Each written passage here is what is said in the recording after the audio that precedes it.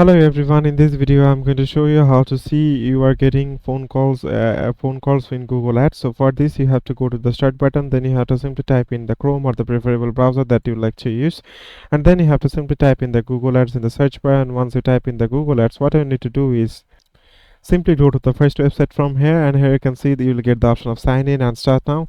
So let's click on the according to your preferences. So if you'd like to go for the sign in, let's go for the sign in, and after that what you need to do is it will simply take you to this page, and from here you have to just simply click on the campaigns option from the left hand side, and in the campaigns option you have to just simply click on the report editor from there. And once you click on the report editor, it will simply take you to this page, and from here what you need to do is simply click on the create report from the top navigation bar. Here you can see the plus icon with create report. You have to just simply click on it, and then it will simply take you to this page, and from here in the untitled report just simply click on it. Then you have to click on the add and assets, and from here you have to just simply click on the call details, and after that you will get all the reports here. And after that you can also choose the timeline by clicking on the custom option from here, and you can also click download it by clicking on the download option from here.